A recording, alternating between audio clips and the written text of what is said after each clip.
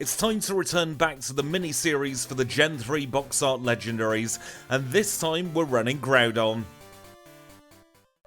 And just to pre-warn you all, there are spoilers ahead for the Kyogre challenge, so if you have not seen that, I would recommend going watching it now. It's only around about 20 minutes long and then coming back to this one, so that way you don't get anything spoilt for you.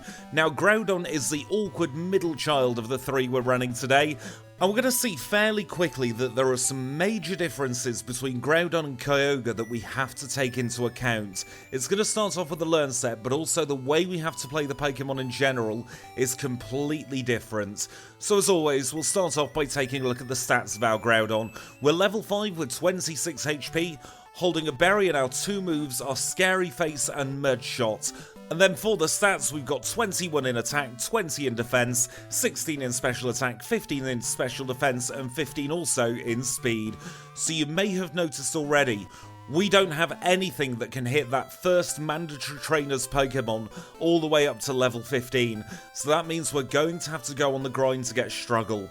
We're not going to do that straight away because we are going to get a mandatory heal after we've defeated the rival for the first time, but that does mean we're going to be at a time disadvantage straight from the beginning when it comes to comparing our time against Kyogre's. Now, the first rival battle's incredibly easy. It's a pair of mud shots to knock out the Totodile, and we can start moving on towards our first gym together. Before we get there, we've got to search for a Hoppip, and it was a fairly quick search this time.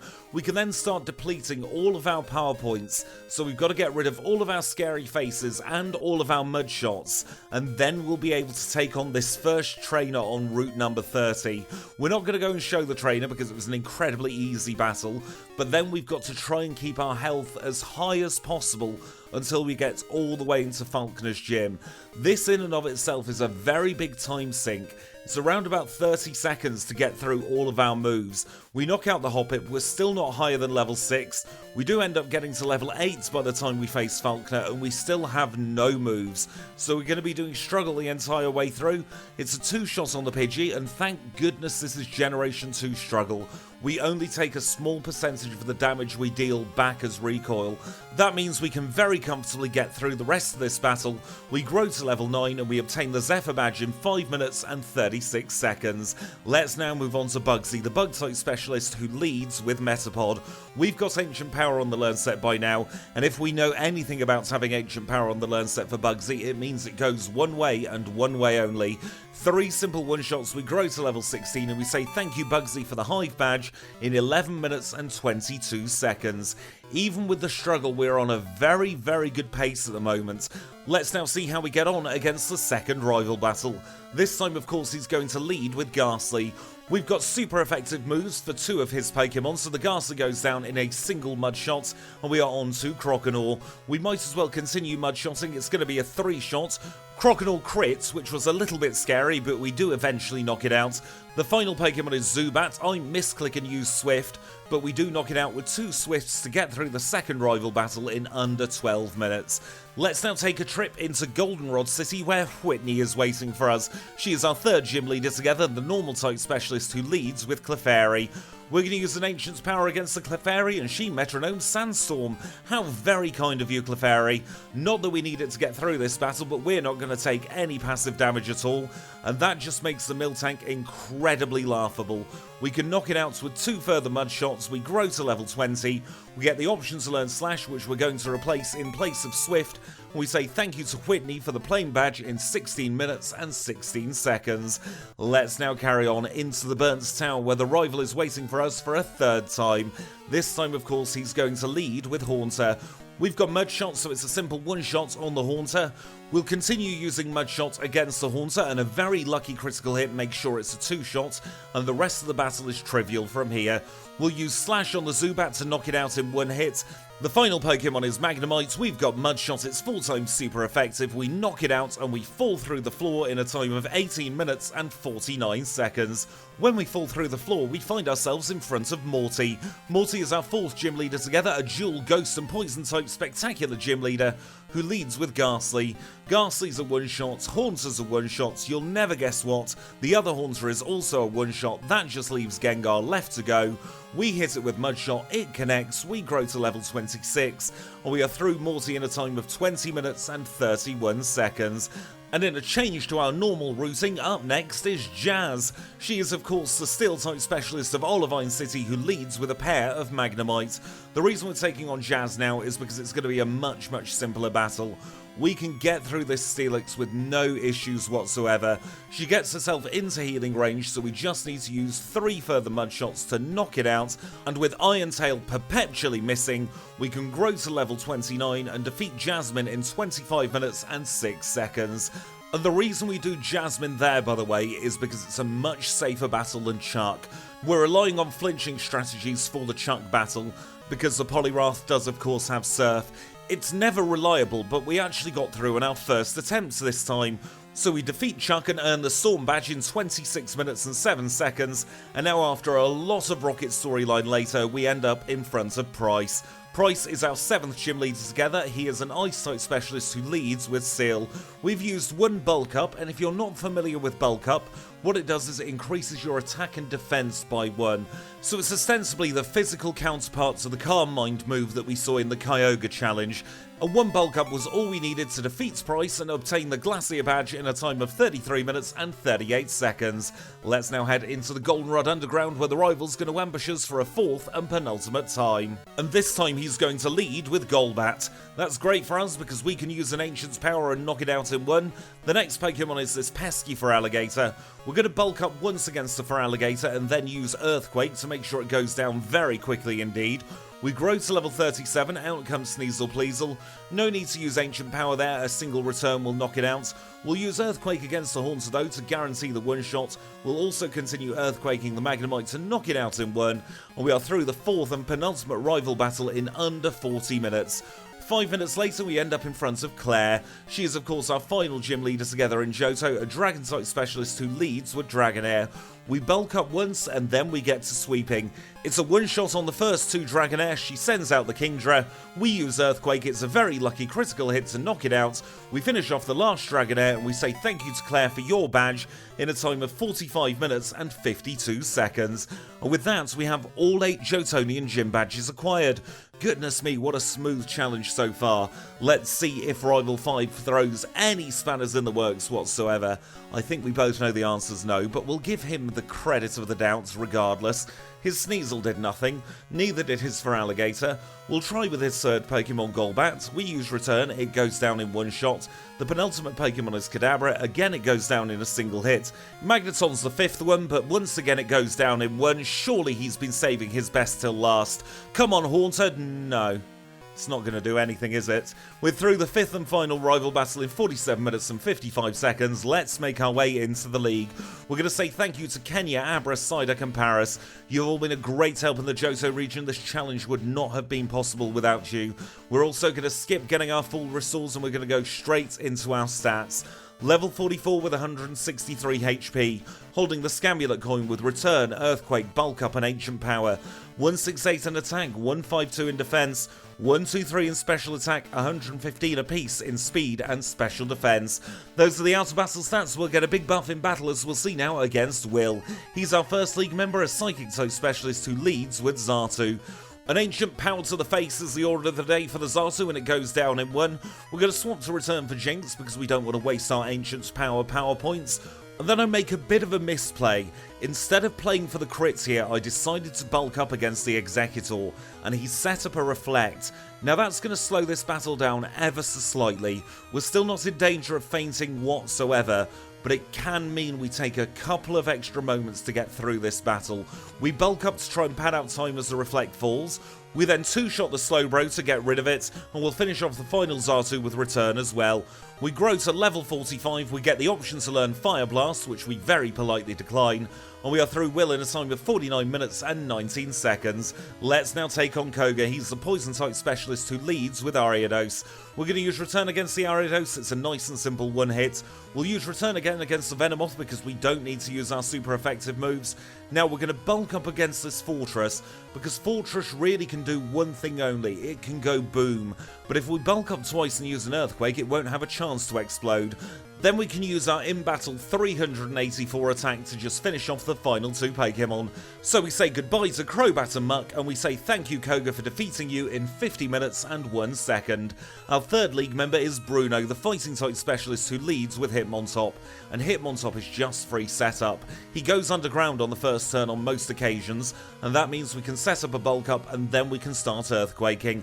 So one shot on the Hitmontop, the Hitmonchan and the Hitmonlee. And it's even a one-shot on Machamp as well. All that bulk means nothing. Onix made an appearance for all of 2 seconds, and we are through Bruno in a time of 50 minutes and 46 seconds. Now here is the big threat of any Elite Four. Karen and her sand-attacking Umbreon have put the brakes on so many challenges with great momentum. We'll have to see how we get on this time. She did manage to land a single sand attack on us, so that means our accuracy isn't at full. However, against the biggest threats in this battle, we are knocking them out first time. Her final Pokemon is Houndoom. We miss our Earthquake, but Flamethrower doesn't burn us. That means it's a guaranteed victory for us now in a time of 51 minutes and 30 seconds. And there's only one thing between us and the Hall of Fame now. It's time for Lance, the liar with the flyers, and he's going to lead with Gyarados. We'll take advantage of Lance's AI by setting up a single bulk up against the Gyarados. We'll then use an Ancient Power to guarantee it goes down in 1 hit. We'll continue bulking up now against the Dragonite, risking getting hit by a single Blizzard. That means we should now have more than enough attack to get through the rest of this battle. Return is now capable of knocking out the Dragonite, so we don't even need to worry about PP. We are, however, going to use an Ancient Power against the Aerodactyl because that thing wouldn't have gone down in 1. We'll continue just to rub salt into the wound against the Charizard. The final Dragonite comes out, we knock it out with a single Ancient Power, and we are through Lance in a time of 52 minutes and 23 seconds. That gives us our final Hall of Fame time of 52 minutes and 39 seconds. Because of the order of the trainers in Generation 2, Groudon was never going to compete with Kyogre for a Hall of Fame time, but it's still doing very well. There's another 8 gym badges plus the red fight left to come though, so don't you dare go anywhere. Kanto is next. And we rejoin the action here in Vermilion City, where the first thing we do in Kanto is the last thing we do in Johto. We're going to get another rare candy, this time from the chairman of the Pokemon Fan Club. With that safely tucked away in our pack for another run, I am more than pleased to announce that Groudon is definitely capable of taking on our standard Cantonian routing. That means we'll start at Surge, pop to Erica, go down to Janine, then we'll do Sabrina, take on Misty, go to Pewter for Brock, cycle down to Blaine, and then finish off with Blue. And talking of Blue, for all you lovely people who do want to skip ahead to the Blue fight, it's happening at around about 15 minutes and 14 seconds. So if you're skipping ahead, I'll catch you there. For everybody else now, let's sit back, relax, and have our standard Cantonian chat. And in this one, I've got a few little odds and ends to talk about, really. The first one is staving off burnout. As you know, I am very prone to not only physical fatigue, but mental fatigue as well. And that does come with its own host of problems. However, I've been very careful this time, not only in the way I'm playing the challenges, but in the way I'm editing and voicing them as well to produce the content that we all see together here on YouTube. And the closest analogy I have is that I'm producing these videos as if they were a season of a linear television program, and I mean that in a couple of ways. And the first is that the order in which the challenges are played is the same order in which the challenges are released. So that means I'm not getting the decision paralysis that I used to have. Because one of the ways I did it before is I would record 5 to 10 challenges at once, and then I'd try and slot them around to get the most exciting order for the leaderboard. But that really did slow me down because it would take 3 or 4 days for me to settle on an order of the challenges, and then when I got to editing I'd change my mind again, and I'd have to reorder all the leaderboards and make sure all the voiceovers still made sense, and that was incredibly stressful for me. And so now I'm just taking the approach that they will come out in whatever order I play them in, be it an exciting one or not, because I think ultimately we as the community here create the excitement around the challenges. And then the second way it's like a season of television is I'm taking occasional breaks from recording and editing. And with any luck, you won't have noticed, because we are already in Season 2 of the content since returning back in July. And in case you're wondering, the Dodrio redo was the final video of that first season coming back. And then the Moltres challenge was the first video of the second season since returning. And in reality, there was around about 3.5 weeks between playing Dodrio and then playing Moltres, and if I've done everything correctly, then hopefully you will not be able to notice whatsoever, and everything should be smooth and seamless, and the only slight difference that you may be able to notice, and it's only if you're very eagle-eared, is that I changed a few settings on the microphone again, so hopefully I'm sounding even crisper and smoother than I was before. But that's just a little look behind the scenes of how I've been creating the content and how I'm trying to make it much more sustainable for the future. Not only for the end of 2024, but going into 25 as well. Now we're going to rejoin the action here at Blue. He's our final gym leader together. He is of course a mixed site specialist who leads with Pidgeot. We're going to start bulking up against this Pidgeot because it really cannot do anything at all to hurt us. We knock it out with a single Ancient's Power, and we're going to use the same against the Gyarados. That's going to bring us very nicely on to the Exeggutor. This one's probably the bulkiest of all the Pokemon we're going to come up against, but it makes mincemeat of it. Goes down in one. We know Alakazam has no defenses whatsoever. We knock it out in a single hit. We'll swap to Earthquake for the Rhydon. That goes down in one shot as well. We grow to level 57. We finish off with an Earthquake against the Arcanine, and we defeat Blue in a time of 1 hour, 4 minutes and 51 seconds. And with that, we've got all 16 Jotonian and Cantonian gym badges acquired. There's only one thing left to do, and that is take on Red. He's the final trainer of the challenge, and he leads with Pikachu. We're going to bulk up against this Pikachu because there is nothing it can do. It can use Quick Attack, but our leftovers will more than comfortably heal up anything that we need it to. And do you remember all those ground-type Pokemon where we used Curse against the Pikachu because it can't hit us? It's like that, but without the speed drop. We don't have to worry about our speed being lowered, and once we're at 981 attack, we can start to sweep. It's a one-shot on the Pikachu, one-shot on the Venusaur. Here comes the Blastoise, we're quicker than it, and it means it's one-hit KO as well. The next Pokemon's Espeon is going to deal some damage with Psychic, but we do not care. We can get rid of it in a single hit. We grow to level 58. The big bulky Snorlax is out, and it might as well be a Caterpie. We knock it out in a single hit. The final Pokemon is Charizard. Flamethrower doesn't burn. That's what we need to win this battle. We knock it out in one simple hit, and we defeat Red with 0 resets in a time of 1 hour, 6 minutes and 56 seconds. And if you take that time in isolation, forgetting the Kyogre challenge that happened, that is phenomenal. It is one of the quickest times we have ever beaten Pokemon Crystal. It'll come as no surprise at all that on the main challenge leaderboard it's in a very comfortable first spot, around about 5 minutes ahead of our other challenges. Now unfortunately for poor old Groudon, it's not going to be on first spots on the Backport leaderboard. Both Zangoose and Kyogre have defeated its time, only by 56 seconds for Zangoose, but still a solid 3.5 minutes for Kyogre. But goodness me, what a very strong start these Hoenn legendaries have given us.